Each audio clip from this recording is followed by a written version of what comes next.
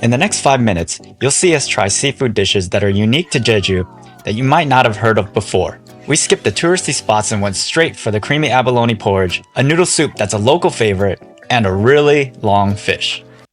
Kicking off our Jeju journey, we're diving into 2 local dishes that for us are the ultimate breakfast champions. The abalone porridge is creamy, rich with ocean flavor, and sprinkled with toasted sesame. Bomal Kalguksu is Jeju's special noodle soup. It's like seaweed and abalone.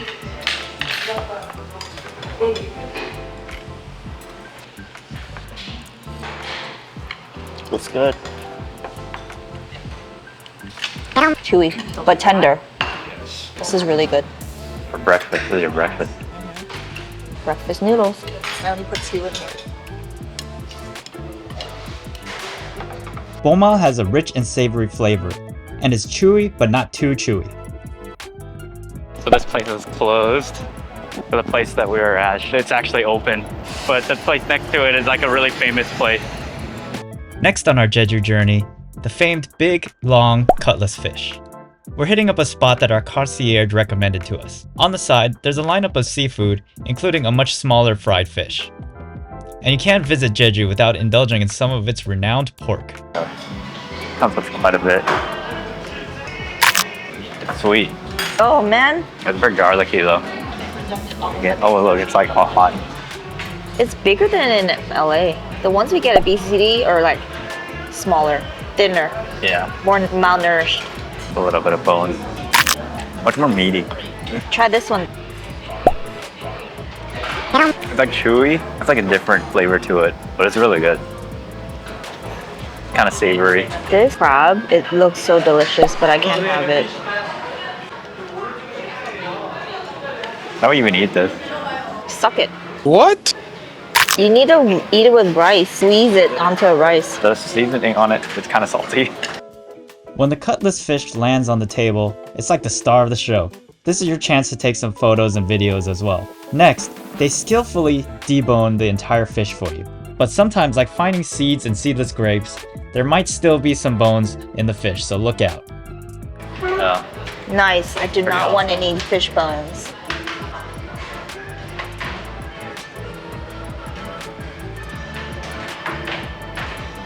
That's the most satisfying thing ever to watch.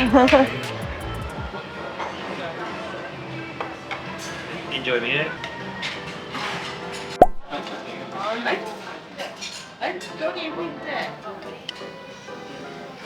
We did it. So full. I think this is the most bones we eat. It takes a lot of patience. Yeah, this is way more work than we're used to. Kind of lazy eaters.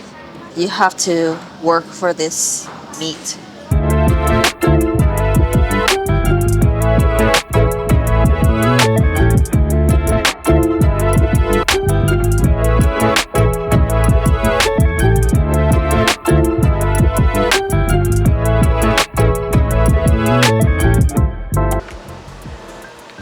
Abalone. Look at it.